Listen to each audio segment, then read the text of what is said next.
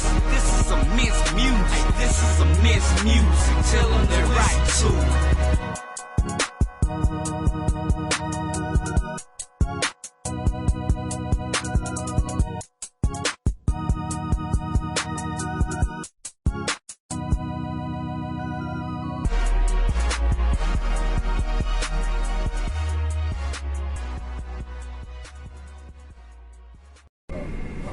Welcome to your Miss Music. This is Cochise and Judy Luv. How you doing? I'm doing good. How are you? I'm doing pretty good. I want to send a shout out to my boy Droski. Droski. Yeah, he's not feeling well today, so he's not going to be here. But I'm not feeling well either. But the difference between me and him is I'm no punk. Oh, please. I hope he's listening. I hope he's listening. Nah, I'm just messing with you. It'll get better soon, man. Anyway. So what's been going on with you, Miss Judy? I had a wonderful holiday. A wonderful holiday over Thanksgiving? Yes. What'd you do? Nothing but ate food and watched movies. Oh, ate food and watched movies, huh? Ate food and watched movies. What'd you eat and what'd you watch? Let's see. I had ham, turkey, stuffing, green bean casserole, broccoli rice casserole, pound cake. And the list goes on.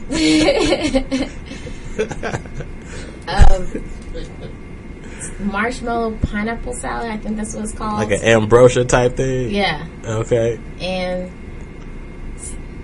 eggnog. I was drinking a whole lot of eggnog. I know you're very fond of the nog. Yes. And you can't have eggnog. You can only have eggnog after Thanksgiving and Christmas. Other than that, you can't have it. Who says that? I do. You say white folks?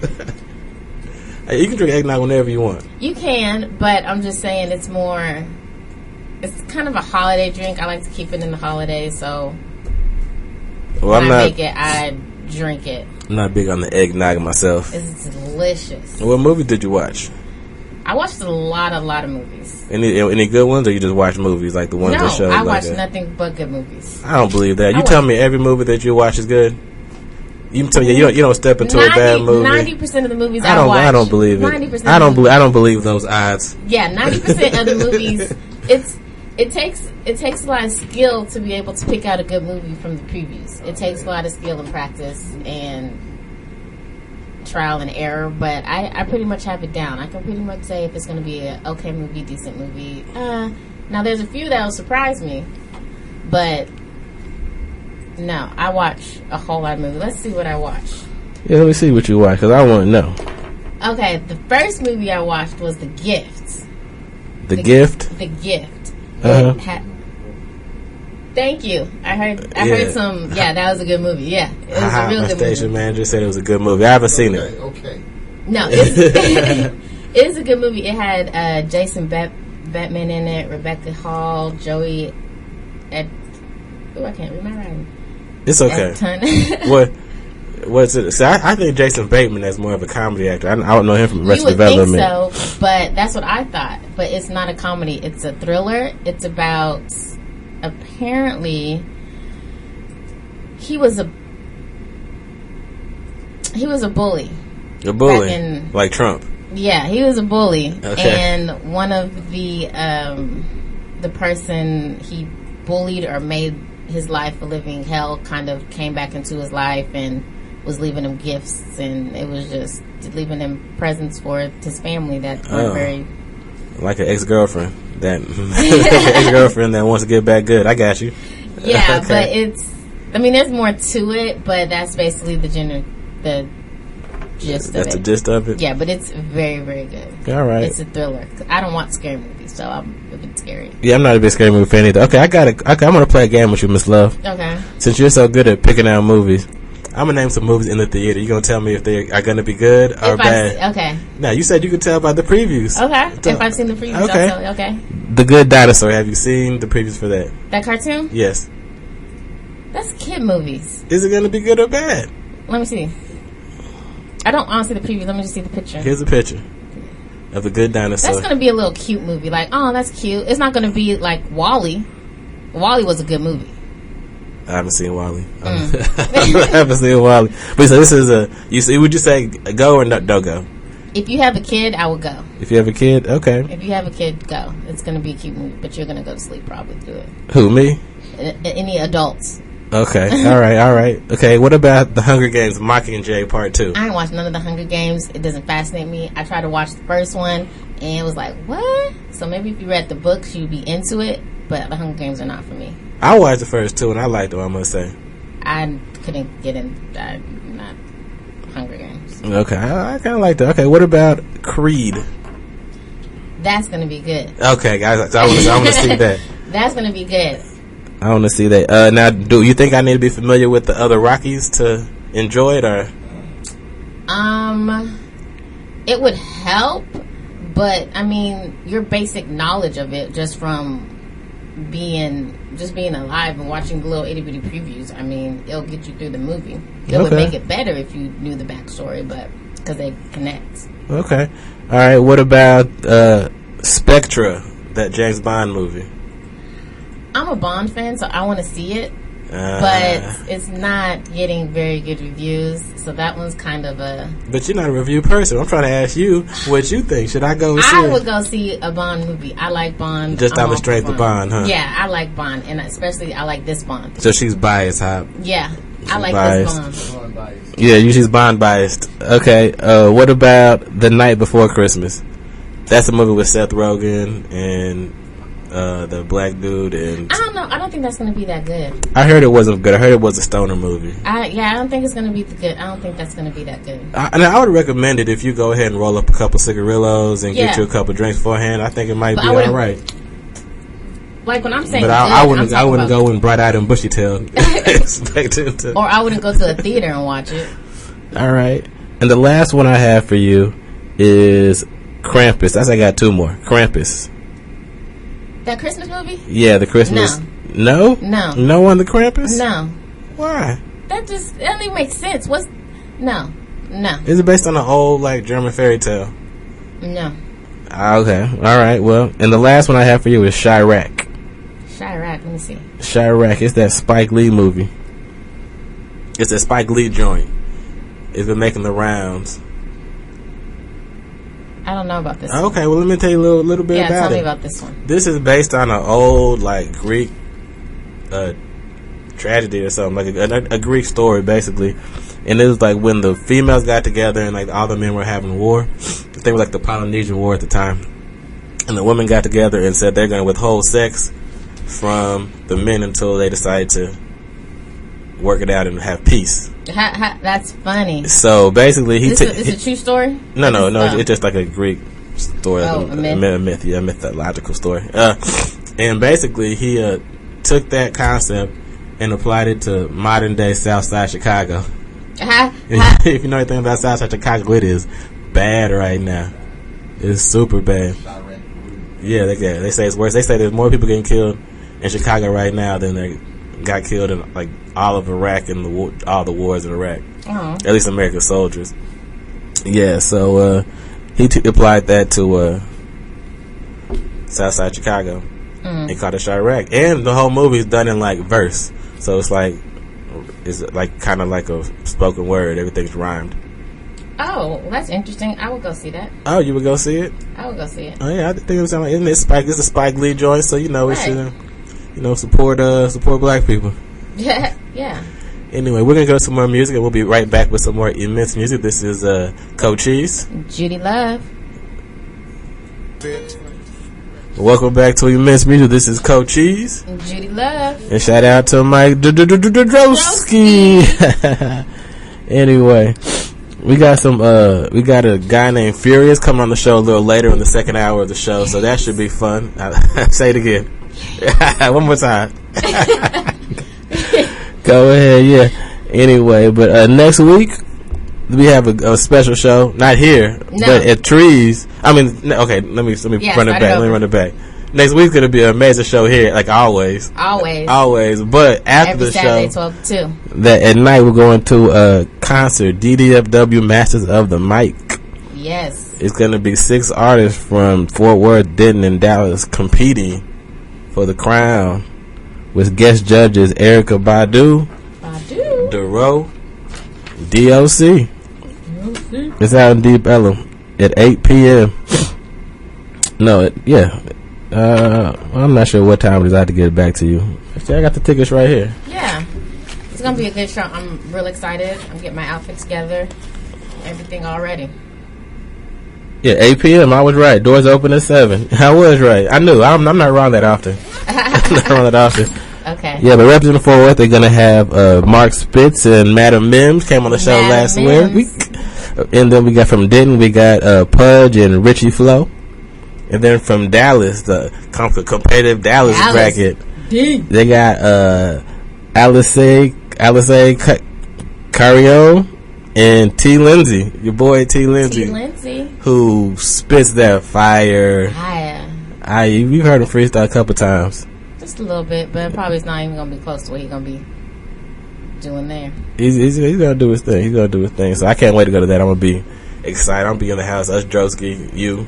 I'm excited. I'm going to eat and drink before I go. Eat and drink? Don't you have an outfit coming that you wanted to wear? Yeah, I got my... It was an outfit because in January I'm going to go see the Chippendales, so it's an outfit for that. Lord. But I want to make sure it's right, so I'm gonna wear it here and fill it out and make sure it's right. Huh? It's gonna be a test run with the outfit. Yes, it's a test run for the outfit. See if you get any look. You don't get any looks. You ain't gonna wear the Chippendales. Yeah, I'm not gonna wear the Chippendales. Because I'm trying to get pulled on stage this time. This time, how many times you been before? She made it sound like it's a weekly thing. I'm tired of going and not getting pulled on stage. When I was in Vegas, I went and for my birthday, and I wanted to get pulled on stage because it was my birthday. They didn't pull me. They didn't pull any African American females on stage, so I was a little hurt. But was the African American female? Were they dropping that money? You don't pay them. It's not a strip club. You buy the tickets and then you enjoy the show. You don't throw dollar bills. Well, have you tried throwing dollar bills? I bet that's one surefire way to get pulled on stage. No, my mom said they probably don't pull us on stage because we don't follow the rules. Because I think once you go on stage, you can't touch them and go off their little script. So, yes, she should probably say that's why they didn't pull me on stage. Okay, they can just see I don't like following the rules that much. Yeah, you're not a rule follower. No. Okay. Well, let's get into a little bit of news that happened last week. You know, we were off the air last week, and as always happened, there's a mass shooting whenever we don't come off. Well, I guess you cannot go off. Yeah, there was 2 last week. People die. Yes, it's crucial we stay on. It's imperative. Yes. Yeah, they had the Planned Parenthood shooting November 7th. Yeah. That was sad. Oh, I know. Yeah. They're all sad. Yes, they were all sad. Then, a 57-year-old guy killed 3 people in the Planned Parenthood. White guy.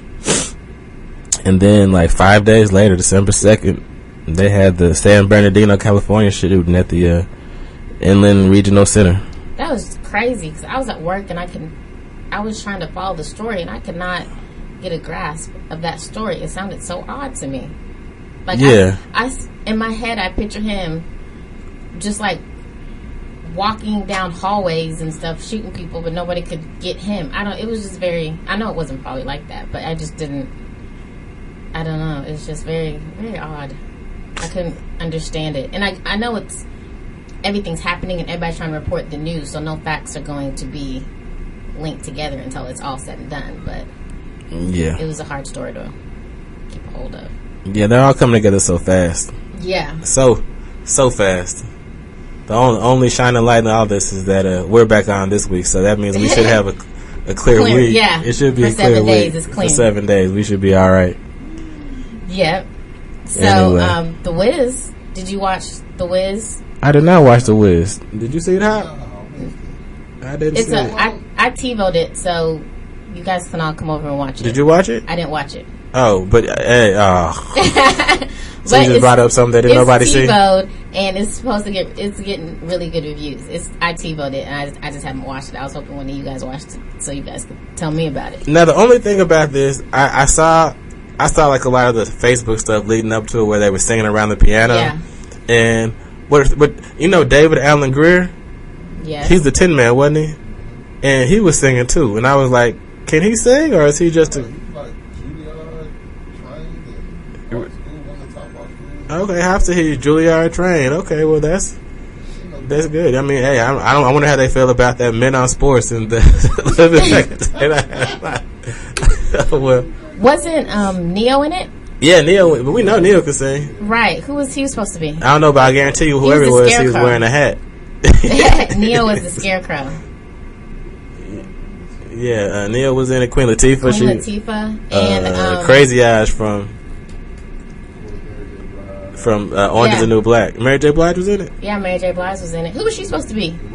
She was the Wicked Witch. I don't know. Mary J. Blige. I like her. She go hard. I like Mary J. Blige. Yeah, Mary J. Blige. That's a must see. Another must see for me, I think it comes on this week, is the Victoria's Secret fashion show. Oh Lord, it's coming out. I love that show. It's going to be in New York. In New York, yeah. I've not been to New York or this fashion show. No, I haven't been either. It's on my bucket list one day. To go? I want to go to a Victoria's Secret fashion show. But yeah, it's coming on TV. I'm excited about that. Yeah, you made me watch it one time, and all I remember from that is Taylor Swift. Oh my God, I cannot stand Taylor Swift. Don't hate on Taylor Swift. I'm not a big fan of her. Don't hate on Taylor Swift out there. I just don't. Next, Erykah Badu's album dropped. Oh, it did? Yeah, that mixtape. It's called "You Can't Use My Phone." That's what it's called. It's fire, man. Erykah go. It's fire. She's doing it after all these years. Erykah is still doing it and doing it well. Have you heard any of it? I've heard the whole thing. Have I heard any of it? Yes, I've heard it. So as it dropped, I was like, yeah, let me go ahead and check this out, man. And what do you think? It's good. You know, I know you heard that one song. We had played to hear that Drake song that she did. That's on the mixtape too. So you know, it's out there. I figure. Yeah, it was good. Just and the whole thing, man. She's just so creative and clever and cool and fine. Yeah, she got those pretty eyes. She's so lovely and pretty, and I'm telling you, man, she gonna be at the DDFW next weekend. I know you're excited. I am excited. I'm gonna try to see if she remembered me. I saw Black Bud and Anastasia Bowles in commercial with him. You say what now? You see Black Bud and Anastasia Bowles on commercial? No, I didn't see it. I didn't see Black Bud. No, I didn't see the Soul Train. I didn't see the Soul Train, but I did hear Erykah Badu took a shot at Iggy Azalea. I heard Iggy snap back. She didn't really snap back. What Apparently, happened? Iggy, when the social media hurt her feelings too much, she boycotted social media for a time frame period, whatever. And so that's where Iggy's been doing. And so now she posted her first post or whatever. And since she did this little ban, she was like, I can't remember what she said, but she wasn't anything special. She's like, I hate people just trying to take away my stuff that I've worked hard for. And then she started spitting off what she's doing lately. Well, it must be she really must hate T.I. because he took away her whole record deal, I heard. Yeah. I mean, apparently, I don't know what I mean, you can look up and see exactly what she said, but it wasn't no kill or anything. It was, I'm banning all rap this year at the awards. Yeah. Okay. Yeah. So it's not. She was just but Erykah did it. I was like, oh, that's Erykah funny. always do her thing. Now, I was trying to tell somebody at my job about Erykah, and I was telling her how much I liked Erykah, and she said that she liked Erykah too, but she came on, like, she's not going to any more concerts by Erykah Badu because she came on the stage, like, super late. And she was like, she didn't like that. My coworker didn't like that Erykah came on so late. And I told her, I said, you can't just force Erykah to use Erykah's time like that. If you watch Erykah, you're gonna have to wait. You have to wait and get you a good show. Yeah, but I've heard a lot of artists are always late. Like, I think Beyonce was like a few hours late to her show one time. That's ridiculous. Like, hours late. It's probably on a weekday too, I bet you. Probably. And like Rihanna, she was late, and then when she finally got on, I think it was Rihanna, she was late, and then I think when she finally did go on, something caught on fire. Oh, she was that good? I guess. She set the stage on fire? Yeah. I believe it was Rihanna. Somebody, Rihanna, next time put the J out. No, you can't be getting high on stage. That's a before and after thing. So, I mean, but hey, if you like the artist good enough, you sit there and you wait. You paid your money. I'm gonna sit here and wait. I'd wait for Erykah Badu. Yeah, we all know you wait for Erykah Badu. I wait. Yeah, she put on a good show, man. A long time ago, years ago, I saw Erykah Badu and Dave Chappelle. Oh, together? Together. That was a good show. Oh, yes, it was. It was at the Theater Black Academy of Arts out in Dallas. I like Dave Chappelle. It was an amazing show. Yeah, Dave Chappelle's my dude. Dave Chappelle is my dude. And he was actually on the Eddie Murphy awards. They know that Eddie Murphy got a Mark Twain Awards. Yeah, I wanted to see that. Oh, it's good. It's online. Whole thing? The whole thing's online. You go to PBS and you can look at the whole thing for free online. I want to see that. That's why I like PBS. PBS is not about their money.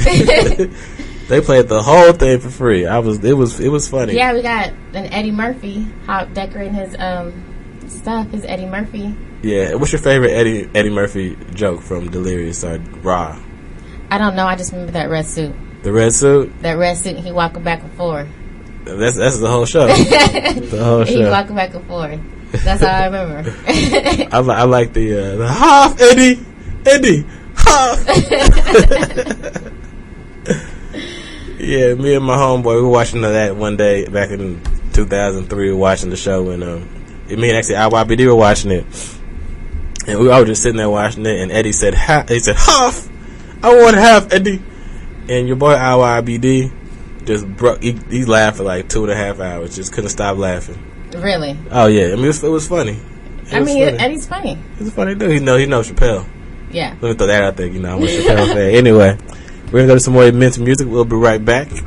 This is Cochise and Judy Luv.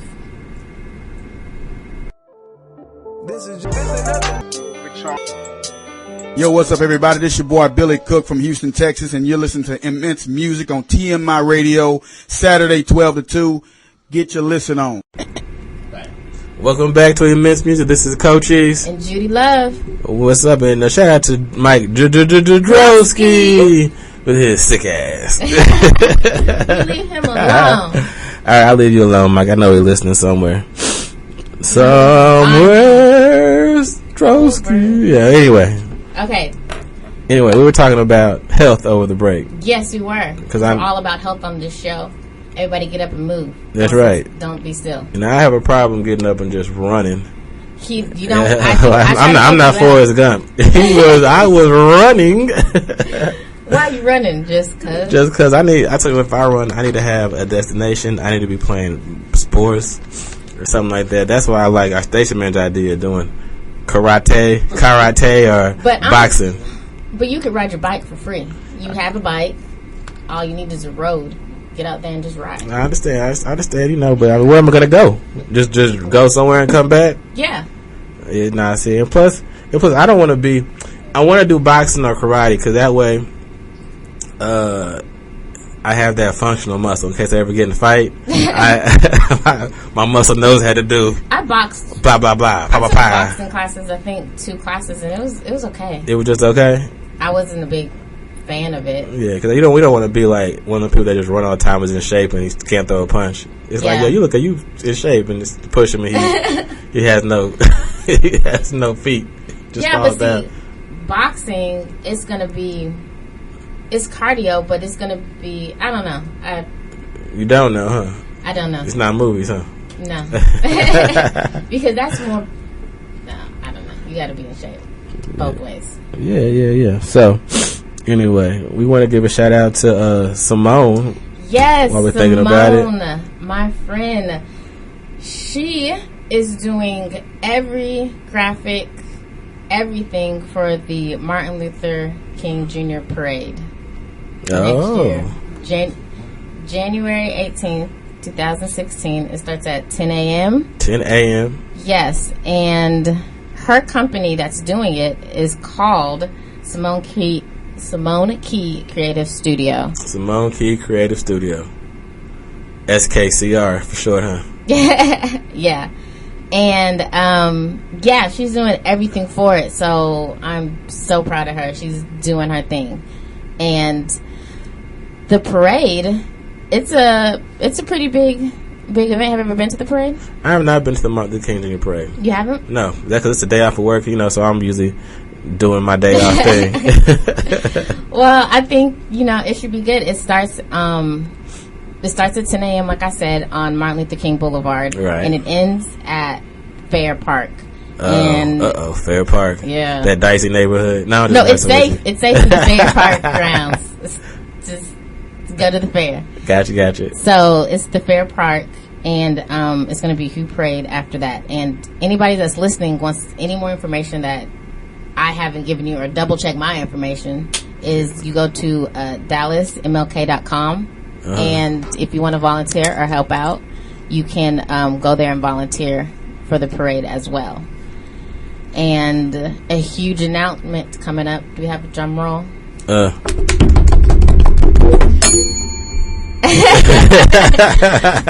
Tom Joyner is going to be the parade Grand Marshal this year. Tom Joyner. Yes. Hey man, that's the man. He has a face for radio. So he's going to be doing it. So it looks like it's going to be a pretty good event. I might actually go because she's going to do it. So I'm very proud of her. She's doing her thing out there. Way to go, Simone. I know. Her website, and she does graphics for anything, web, whatever you guys need, she can do it. And her website is www.simonekey.com. And I'm going to spell it for you. Yeah, because it's not... Yeah, it's not a... It's a unique, special name. Unique. Yes. So it's CIMONEKEY.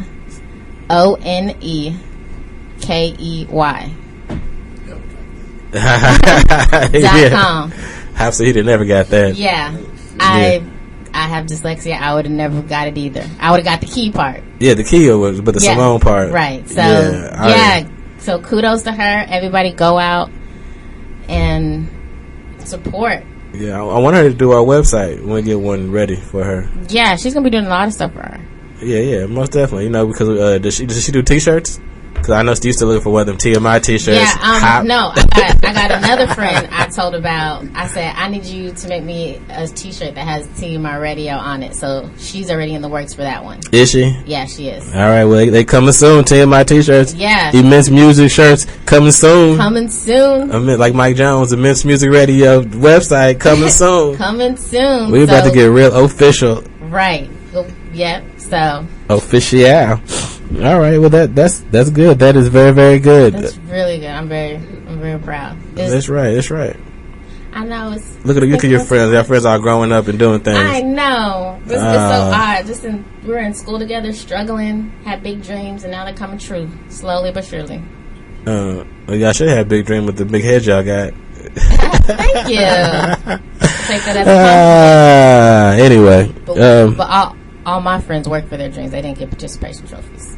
Thank you. That's what I'm saying. No participation trophies. I'm glad you said it. I am not a participation trophy person. Yeah. There we go. Well, if you're an artist, there is a site called Bandcamp, and they are now letting you sell your full discography online. Really? Yeah. Like they're actually doing a bundle type thing where, like, if you have at least 3 purchasable albums, you can actually bundle them up, and they'll let you sell them all for like a discounted price. So you can pick the discount from 0% discount to 90% discount, depending on what you want to do. Interesting. Yes. So if you're an artist and you got some albums out there, you want a place to sell them, go to Bandcamp, check it out. I wonder how it's going to work, because it's like, so if I'm the artist and I come to this website to sell my stuff, right, can I make up my own rules of selling and discount, or does the website have its own official, you have to do it like this to sell it? Well, you have to give me some more information about what you're asking, because you didn't get it. Okay. I heard a lot of this and that. This and that. If you do it like this, can we get this? Okay. And that? An example. I'm an artist. I have 2 CDs, and I want to sell them 25% off. Okay. And I go to this website. Right. Can I sell them like I would want to sell them, or does the website say you have to sell it at 15%? You can't sell it at 25%. No. Do I have complete control over how I do it, or? Well, I believe that I said that you need at least 3 albums to sell. So if you just have 2. So I can get on it with 2. You can get on it 2. You got to sell them individually. Okay. So you have to sell album 1 and then album 2, and then we get the third one, then you could actually bundle them up and actually have like one purchase where they get all of your albums, which is good for a lot of local artists. You want to. They have all the spots, all the songs in one place. You can hear the growth. You can hear what they're doing. Like it. Yeah, and you can set your price. I'm pretty sure you can. Now Bandcamp is probably going to get some sort of percentage of it, so you want to make sure you cover that. But you can set the discount what you want. If you want 15% discount, if you want 0% discount, if you think your stuff won't move, you can do a 90% discount. So it's just whatever you want to do. Bandcamp is trying to help you get your stuff out there. All right, that sounds good. Kudos, I love that. Yeah, all right. So our advertisement out the way. Yeah. So also, I ran across this article. What does it say? I'm gonna tell you what it says. If you give me a minute, a couple seconds. You watch Facebook, right? Are you on Facebook? Yeah. Basically, this article said that your friends that post a lot of inspirational. Why are you laughing? Because I can't wait till the end of it. Okay, yeah, friends who post a lot of inspirational. The friends who post a lot of inspirational quotes. The article said are dumb. They say studies prove that people who post a lot of inspirational quotes on Facebook are dumb. Now I wouldn't say dumb because that's not right. I would just say not where they want to be. But apparently they did some Canadian study, had like 4 PhDs. I wonder why it says they're dumb. I like inspirational quotes. I don't post them, but if I read something that comes across, it's like, that's deep, and then I keep moving. But yeah, I think it just said that. I read the article, and it was in a Canadian study done by like 4 PhD. Went to this website that just kind of put words together to make them seem profound, but they were just a bunch of random statements together. Yeah, and they said they put like 30 people or something in a room, and they let them decide if it was deep or not, and the less intelligent ones. They also did like a personality and like a cognitive test. Yeah, and they said the ones that scored lower on the cognitive test and had the least desired personality were the ones who were attracted to all like the nonsensical, like they thought all the quotes were meaningful. And I got what you're saying. Yeah, so it's just that I'm not saying every inspirational quote out there is because I'm all for some inspirational quotes, but I can see that because some inspirational quotes will use big words and they sound like they would be inspirational, but technically it really doesn't mean anything. So, but yeah, I have one I read because it was right before I did the turkey trot for Thanksgiving. Turkey trot. Did you have a heart attack this time? No, I did not have a heart attack this time. I did not have one. Okay. I did it with my mom, so we kind of just walked it.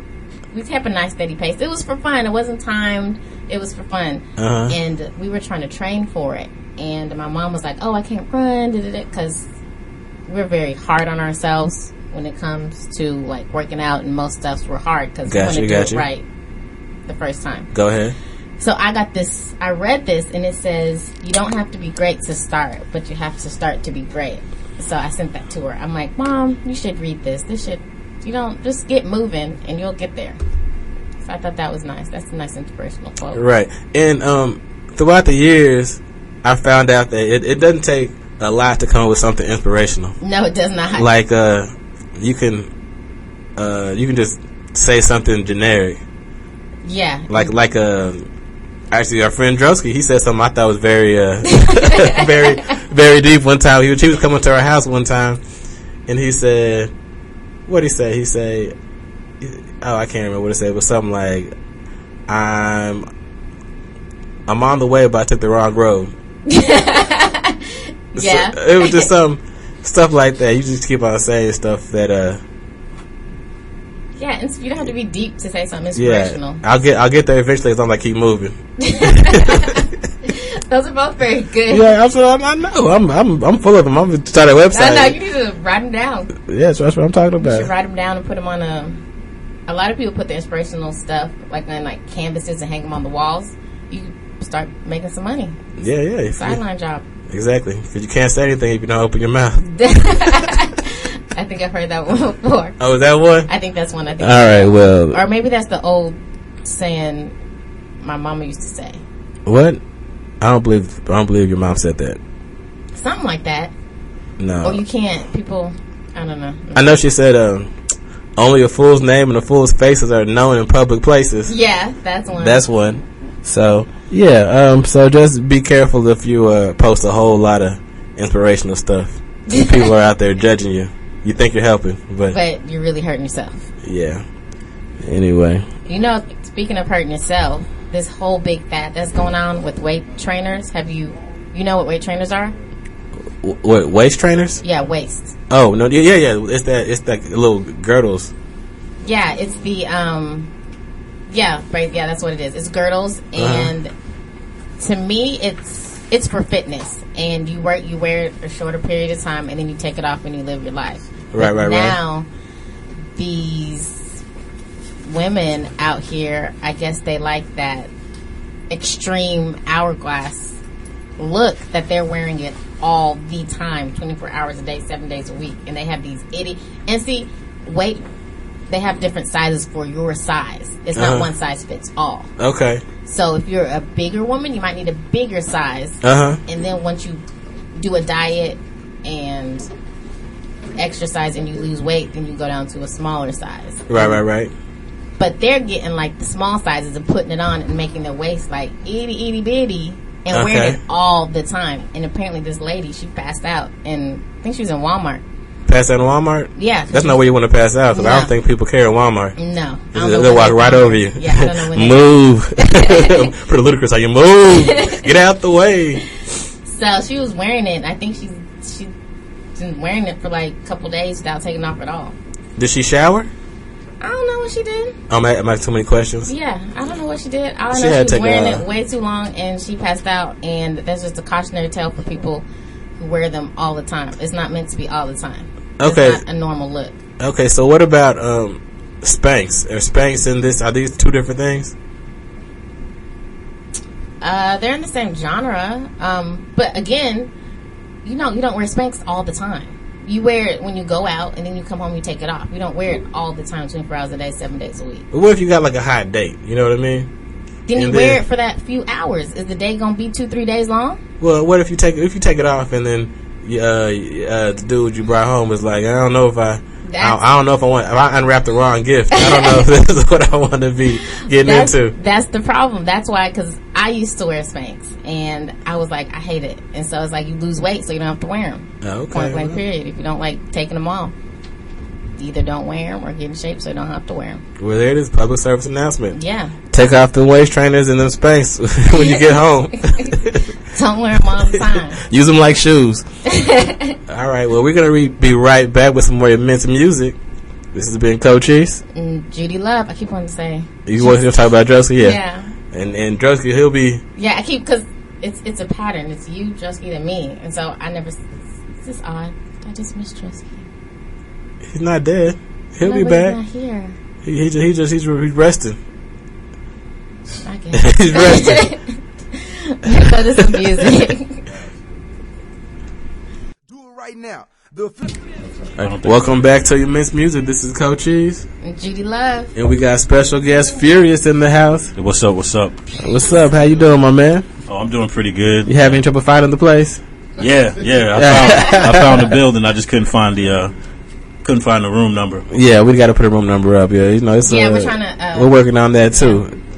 But all that matters is you're here. Yeah. We finally got you. We had the station director out to put a little search party out, but we got you where you need to be. I saw that Texas State of Pardons or something. Oh yeah. Don't let the law scare you. Don't right next to the party's place. Everybody always says that. First time we were here, we were like, what? Yeah, you got your warrants. No, I'm clean. I was just you got those taken care of. I see. That's what's up. All right. So starting out, how did you get your name Furyus? Could you spell it? Furys. Yeah, Furyus. I guess there's two stories. One of the stories was when I started performing, one of my boys was like, "You're furious, and you own the stage. Like you're very aggressive when you're performing. Like I'm the type of performer. If I see you not moving in tune, I'm gonna grab your attention. And another thing is back in the day, people used to call me Furyus Styles because I speak on like situations and how we need to improve, like Furyus Styles from Boys in the Hood. So I got you. So you want us to go in the audience and like grab him like not Kevin Gates style, huh? No, it's like, hey, I see you. You're gonna be bobbing. I'm gonna get your attention. Like you're gonna feel this show. So all right, that's good. Yeah. It's very, very, very, very good, very good. So where are you from? Because I was checking out your Reverb Nation, and it seemed like you was all over. We were talking earlier, and it seemed like you was just. I'm a nomad. I'm born in San Antonio, Texas, but I'm from the United States of America. My mom joined the military when I was 1, so I traveled. And then after graduating high school, I joined the military, and now I travel. Besides doing music, I travel.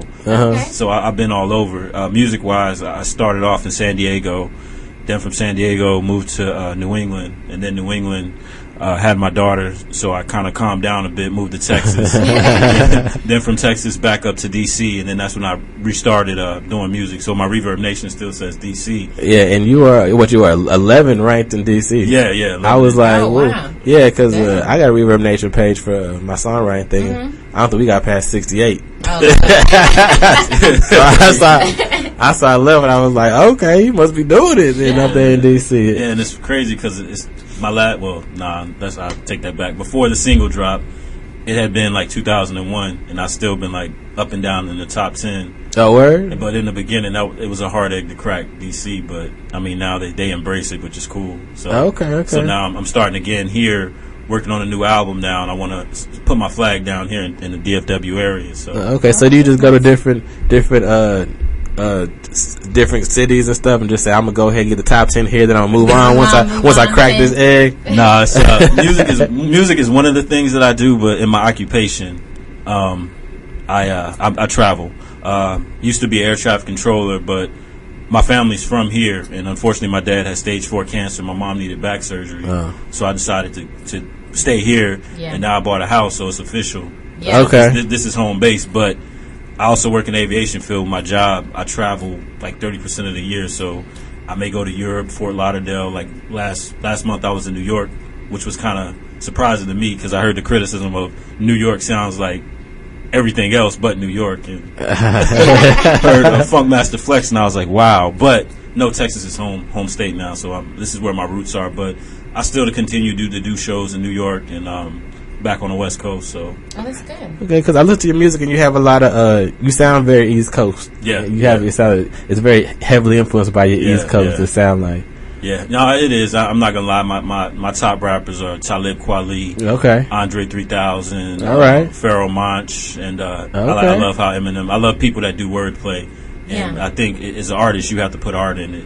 Right. And I miss the days when you like, did you just hear what he said? Rewind that, you know what I mean? So I like to keep it. And Nas is up there too, so I like to keep it very lyrical and very artistic. Okay, I gotta ask, Nas or Jay-Z? Since you put Nas up there, is it?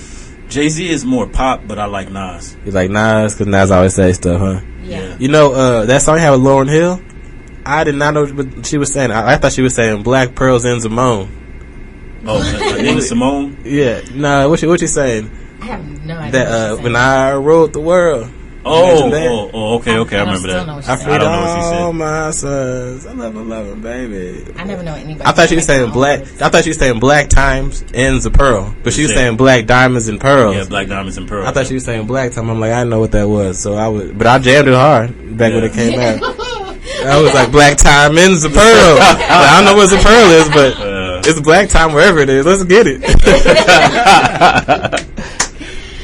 So how did you get started doing music? Like, what made you want to? So I've always been good with poetry. So English was my forte. As a matter of fact, English opened the door for me in high school to intern at a radio station. Again, being in the military, we moved from New Jersey to Bay St. Louis, Mississippi. When I moved to Mississippi, this is '96. I'm like, I ain't doing music, but I actually did a talent show. And I did like my own version of like a drug-free song, and then from there, one of the teachers did a background check and was like, "Okay, he's good at music." Gave me an opportunity to intern for a radio station. I ended up getting a job at that radio station and my FCC license, And then the back, if something you're passionate about, it's going to keep coming back. Right. So from then, one of the kids, the owner of the radio station kids, they had like a little production room. So I go in there and freestyle to just different stuff. And they wanted me to stay, but I'm like, you know what, I got to get out. So I joined the Navy. I'm in the Navy. My first duty station in Lemoore, I'm writing. And one of the guys I worked with, he had his own record label called The Bomb Entertainment. And so he signed me as an artist. And we did stuff throughout Central California, L.A., but I was always in the studio in the back, like looking like, how do you do this? How do you do that? And I decided, you know what? I want to learn how to do music. Eventually, we had a fallout. Like we lost a deal with Jive Records. It was pretty awful. But I saw the business end of the side. Like, okay, this is how you set up your own LLC, your own business.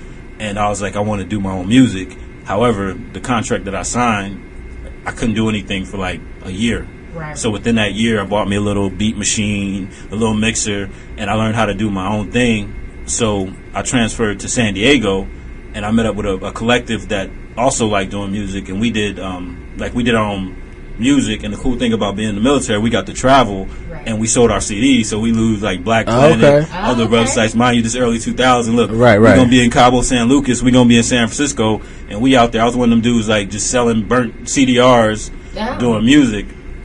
So we kind of grew, and then we grew apart. So then that's when, around the time CD Baby came out, and they came out with their digital distribution.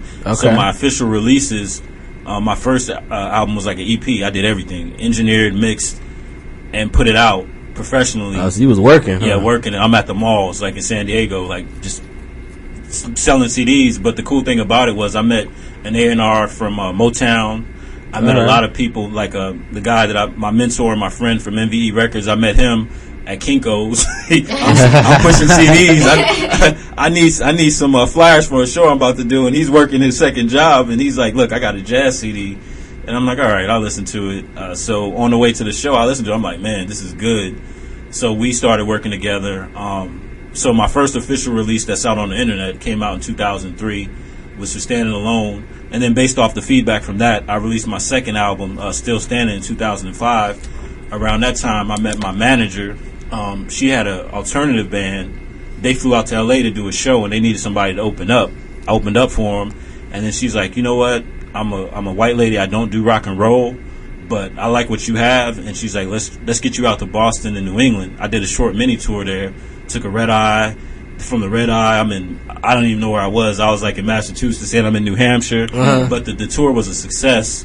And then she convinced me, like, you know what? Hip hop is real big out here. This is New Hampshire. This is like Vermont. And I didn't even know they had hip hop heads out there. She's like, yo, you come out here and we'll make things happen. So I moved out there after I released my second album. And I'm meeting people from Bad Boy. I actually did a song with Killer Priest from Wu-Tang. I was in a collective that we was co-signed as Wu affiliates. Worked with a guy that Static Selector from Shady 45. It was a beautiful thing. But around that time, this is all up in Vermont. This is New Hampshire. This is Boston. This the whole New England. Whole New England. Like, you. we did a show. I did a show with Killer Priest. We did a show in Maine, out in the woods, out in the sticks.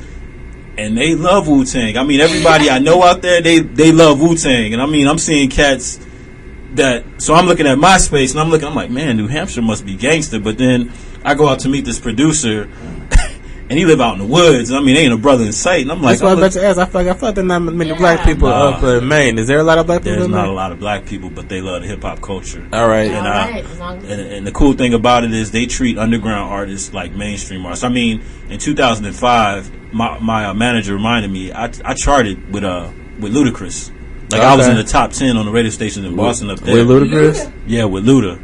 So shout out to WML, Static Selector, and everybody out there in 603 and out in Boston. So then I had my daughter, and naturally things had to come to a standstill. I had to, I was a father, and then dealing with, me. Unfortunately, me and her mom. We're on good terms now, but I had to deal with that.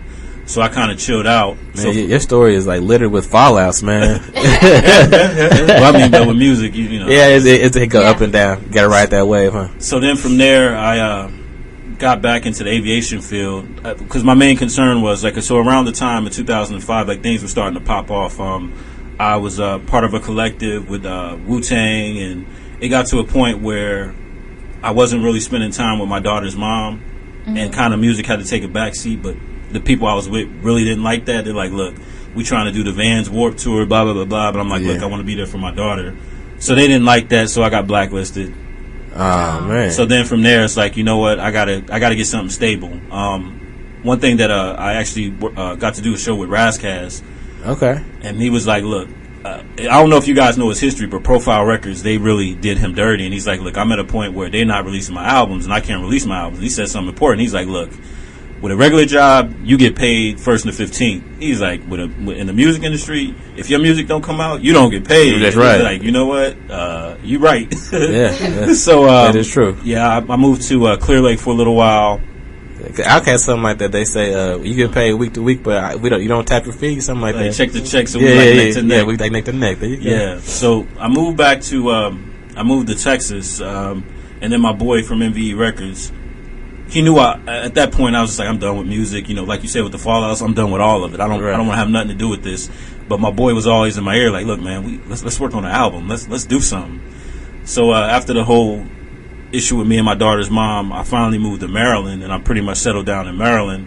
And my boy was like, you know, let's work on an album. I'm gonna fly you out to California, and let's do something. Like, he was like, one thing I noticed was that you always, I'm a firm believer in following your dreams and like keep it moving. Right. And if it's your passion, do it. You know, if it's on a small scale or a big scale, you must make it happen. Like, my motivation is at the end of the day, when I'm on my deathbed, everything that I wanted to set out to do, I did. Fail or success. That no regrets type attitude, huh? Exactly. Yeah. So he flew me to California, and one of the first things we did, so my last album was kind of like my therapy, because I was going through a whole bunch of stuff, as far as establishing visitation and stuff with my daughter's mom. So one of the first songs I did was to my daughter, called My Thoughts, and we just took the ball and ran with it. So he kind of pushed me back into it, kind of tricked me a little bit. And then, so we did the album, doing all my stuff in D.C., unfortunately, my father had stage 4 cancer. The My Thoughts ran its course, you know, did shows in Philly, DC, all that type of stuff. And now I'm here in Texas, now working on a new album called Sessions of My Mind. Sessions of My Mind. So, well, can we pause you right there? Since you mentioned that, let's go into that My Thoughts, if you don't mind. Yeah. All right, how can we get My Thoughts up? We'll be back with some more Furyus. This is Immense Music. Yep. All right, this is My Thoughts by Furyus. Welcome back to Immense Music.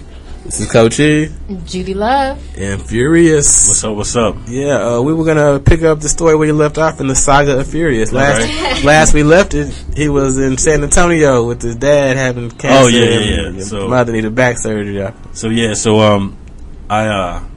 I did My Thoughts in 2011. It ran its course. Did shows in like the East Coast, Philly, Maryland, Washington D.C., and California. So my stepdad, my dad, he had stage 4 cancer, and then also my mom needed back surgery, and the opportunity presented itself to have a job in the DFW area, and I love to travel. So with the job, I got to travel and moved down here, and was blessed to have a house built. And so one of the rooms is a studio. And my friend Gary was like, look, it's about that time to work on a new album. And I'm like, all right, cool. So the next album is going to be Sessions of My Mind. First single that dropped was Gotta Do. Gotta Do. I like that one. Oh, yeah. Okay. Yeah, we got that on the... Yeah, you know what? With that one, I was like, you know what? I want to speak on, you know, people stepping up to the game. And I was like, I don't know if anybody would get it. Actually, the second verse, I had Andre 3000 in mind, like his rap flow style. And I'm like, let me try to... How he kind of converses with you, like that song "Me and You" back in the day when I was younger. I wanted to kind of experiment with that. So the first single came out, and then right now we're just working on that. And like I said, since I'm here, I'm gonna be here for a while. I know I can do shows on the East and West Coast, but I definitely want to tap into the DFW market. I see it's a melting pot. Like I see cats that are down south. I see cats that have like a little East Coast influence to them. Some people that have like that little native tongue.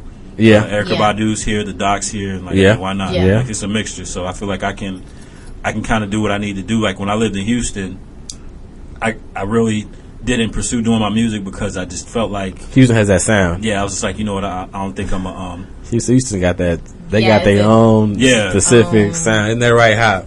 Hot from Houston. You see him over here dancing. So yeah, I actually got a cousin out there doing this damn music. Shout out to Quinn. I liken it to in San Diego. They did their first Juneteenth celebration, and I got offered to do the gig. And this is back in 2000. Everybody looked like Pac and sounded like Pac. And here I come with some inspirational stuff, and I'm like, I don't think I match. But then people are like, man, thank you for being different. But I'm like, all right, cool, it worked. So I feel like here I can thrive, and it's like it's the middle ground. Yeah. And I told some of my label mates are in Cali, Vegas, like, look, let's do this here. I mean, yeah, bring them to Dallas. Exactly. Bring the DFW because that's I've noticed a lot of people have a lot of different styles. Yeah, I didn't realize it till we started doing the show. It's a lot of cats. Everybody like comes here. It's like the central part. Like if you flying across the states, you may have a layover in Dallas. So yeah. So yeah, it's a very big melting pot. Yeah, man, I like it. All right, so like, what else? You say you do a little production as well, don't you? Yeah. So if you had to pick between production or writing, what would you? Can you pick? You know what? I'm more confident in my writing than I am in my production. I like challenges, and I challenge myself to like, look. I kind of like it. I like when what's his name said, "Seeing Sounds" of Pharrell, the Nerd album. Okay. Because sometimes it's like you have this vision, but you can't get it out. Like for example, I was watching Get Up, and James Brown, he was a musician. Like, what's that? And they're like, this is a guitar. No, it's drums. Does it feel good? Does it sound good?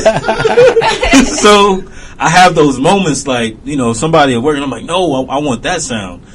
My lane is writing, but I want to get in. That's my challenge. Like, I want to get into that. Like, boom, and it surprises me that people still download. Like, my first 2 albums, I hear mistakes all day. So when people buy it, they're like, "Yo, I like this song," or it's on the stream. I'm like, really?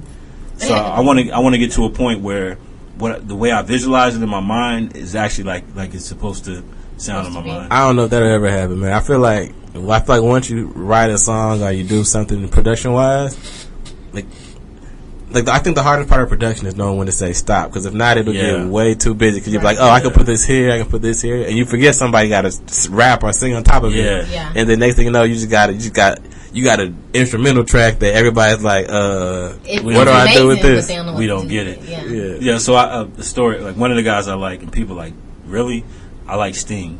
He used to be an English teacher. His music, he's a good lyric writer. You talking about the rocker Sting? Yeah. So he has one of his guitar players is, I forget his name, but he did that song. Nas sampled it. It's like in Carl Thomas, that doom doom doom doom doom doom doom doom doom. It's a cool guitar riff.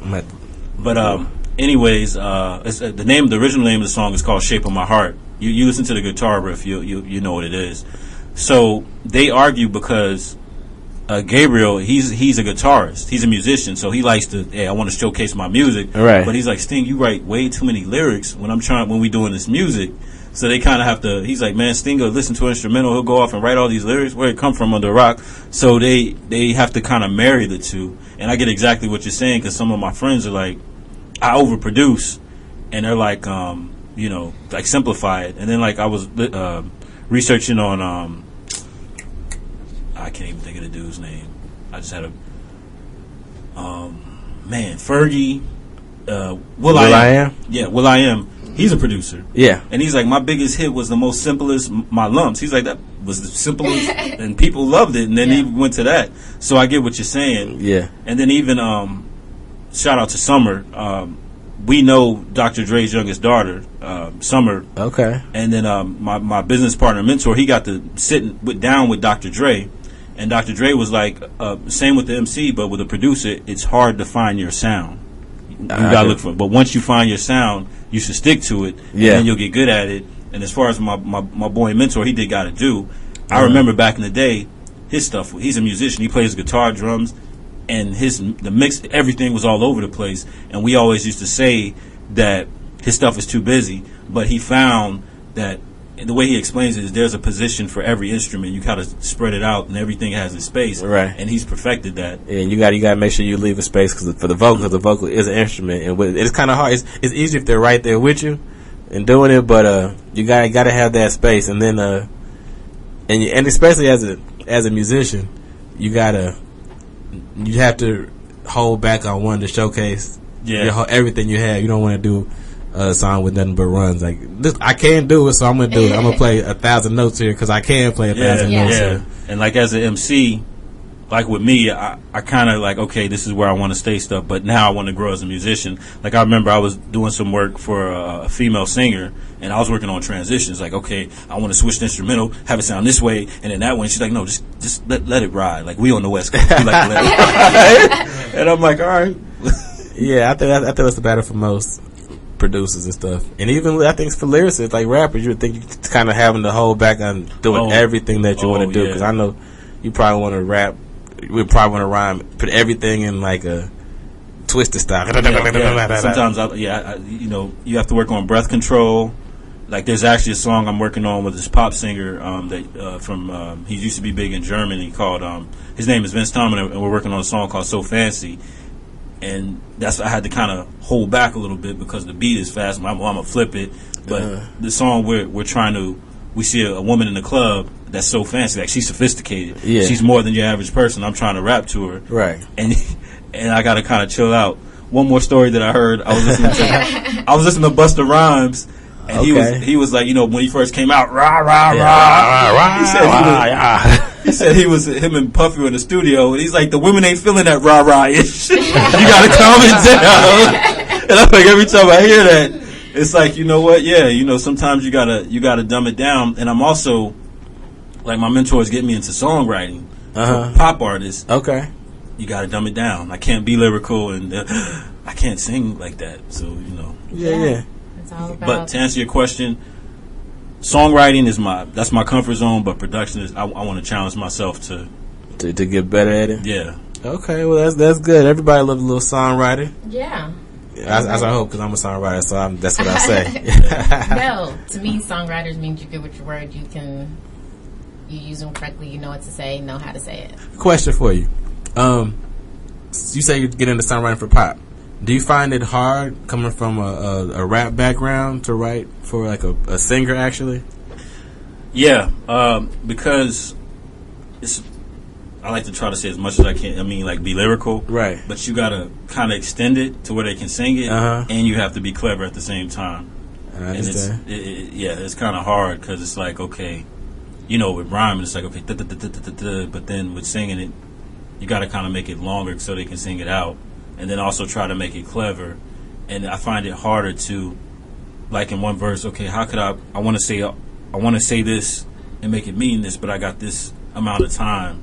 It's hard. Like the first song that I wrote for Vince Thomas, my mentor was there, and he was like, no, it's gotta, because it's kind of like you gotta. I'm just like, man, this is. You would think it'd be it'd be easier since it's less complicated, but it was hard. Can you sing? You want to sing a little bit of the Vince Thomas song? No. All right. Well, we're gonna go to actually "Gotta Do." Yeah. Okay, so we'll go to that. We'll be right back with some more Furyus on Immense Music. Ooh, the streets is hot. Welcome back to Immense Music. We're his Cochise, Judy Luv, and we're here with Furyus. What's up? What's there? Yes. We're just in here going back and forth about our favorite producers and stuff like that. You know, I'm a Jermaine Dupri fan. You said you was Yeah, I like Jermaine. Dang, I don't even remember who I was talking about. There's so many. Yeah, you talking about? Y'all was talking about Usher, Jimmy Jam, Terry Lewis, Rodney Jerkins. Yeah. Your boy Teddy Riley, New Jack Swing. Oh man, that New Jack Swing right there. These people. Because we were talking about how you got to have your own sound. If you want to be famous, go ahead and copy somebody else. But if you want to be remembered, you get your own sound. Oh, we forgot Quincy Jones. Jones. Like the funny thing is, man, you could play Thriller and Off the Wall can compete with anything out now. I think like every club I go to, they either play something from Thriller or something from Off the Wall, and the mix is incredible. It's amazing. And you know what? And the music's not even that hard. It's not complicated music behind it. That is genius right there. Genius. Quincy Jones, if you're listening, come on the show. Yeah, Quincy Jones is amazing. And when I saw him in Ray, I was very taken aback. I'm like, what? Oh yeah, that they were from the from Chicago. Yeah, I didn't realize they were that close. But you notice too when you do your history, a lot of people that are coming up everybody knows everybody. You know, Yeah. everybody. Yeah. And I think that's kind of cool. Like even with James Brown and man, I can't think any. James Brown, he was actually dated Tammy Terrell, all that Motown people. Little David Ruffin, he was with Little Richard. No, I remember the movie with Little Richard. Like he have you seen the movie? I ain't seen the There's movie. a part of the movie where he kind of upstaged Little Richard, and Little Richard's the one that gave him advice. Like, look, if you want to be somebody, cut some records. Oh, really? Yeah. It's crazy how many people you run across, like, on your way up. And you probably can attest to that. How many people you just, once you have to get into music and start doing it. Yep. Because you named yourself for quite a few people, you know. Like, I know a few people that I've seen on some shows, like, dang, I know I came up with them. Exactly. And some other people, yeah. Like, we got this other rapper, he's on a label named Vernac, short for Vernacular, and he keeps me on my toes. That brother is like an outside thinker. We have an idea actually that we're working on. It's called Look Into Myself, and it's basically us talking about our daughters. And he has another song called Artwork. And you think it's about art? No, he's talking about a woman. And I'm like, that's the way he think he's to the left with it. all So right. Well, He's with the artwork, metaphors. so- Oh Lord, Yeah. here, don't get Judy Luv started. But I'm just saying. He said it. I had to. You had to say the artwork. Yeah, we are. That's why he's using the waist trainers, trying to perfect that art. For a shorter period of time, but the waist trainers is 20% of everything else. You got to hard work and sweat. there you go. Sweat blood until you sweat. So, all right. So your label NVE Records. MVE Records. Now you have. N. I said okay because she thought I was saying M as For in the Mary. longest time, he was. I would tell her to look it up. Okay. And she was looking up MVE. Yeah. Yes, for And Night Vision Entertainment Records. Thank you. Yeah, NVE. Thank you. VE.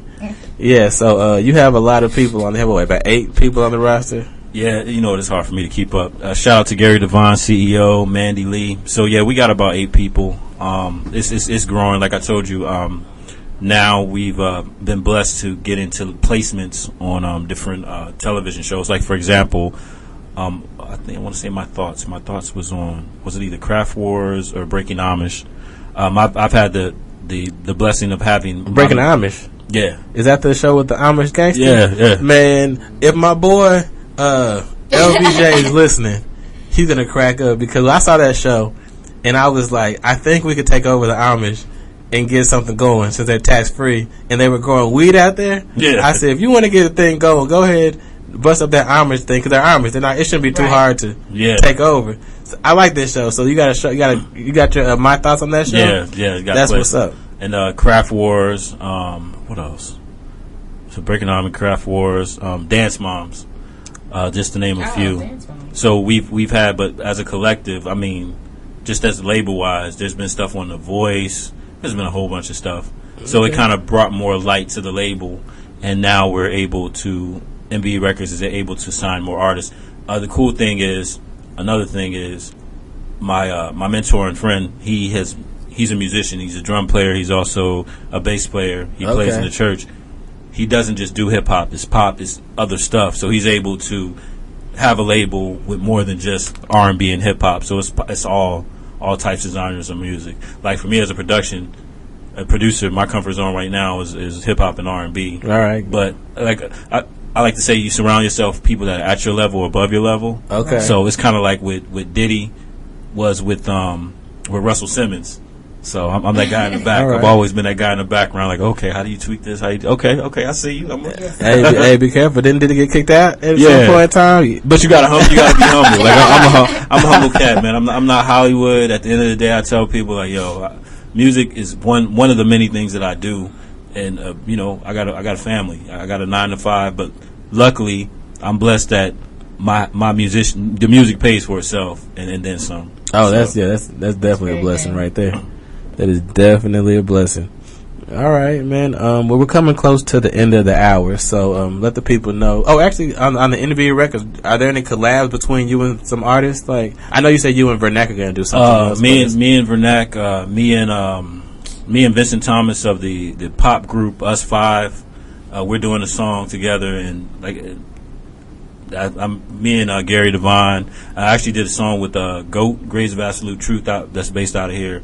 And that's so far. Like, the album's 50% done, so there's more to come. Okay, yeah, because I wonder whenever I see like a label with a bunch of different people on it, is it like a collaborative where they just get together and they just vibe off each other and then they just kind of put it out like, yo, we sound good together, or something like that? Is it something like that? Yeah, normally what we do is like, we'll have a song and I'm like, okay, for this song, maybe we can do this, or somebody have a song, hey Furyus, I want you to jump on this. It's pretty much open. Okay, all right. So yeah, speaking of which, I know I have some of the other people, the new people on the label, we're working on some stuff. So okay, we're looking out for that then. Yeah. All right, so let the people know where they can find you. MVErecords.com, of course, Reverb Nation, Furyus, SoundCloud, Furyus. I'm on Instagram, Furiously Speaking, Twitter, Furyus, and Beats Radio, all the online streaming services. I'm there.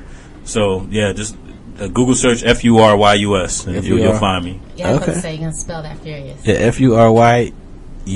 I like that. Yeah. I like it. All right. Well, are you doing any shows coming up recently? Or you got? No, I'm right now. I'm in the lab. studio. Yeah, I'm in the dungeon trying to get this I album feel done. you. In the lab, I making feel stuff you. happen. Yeah. All right. Well, look for Sessions of My Mind coming soon. Yeah. Okay. Well, we're gonna take it out with Just Like Music, Yes, man. Tell us a little Just bit Like about that. Just Like Music, man.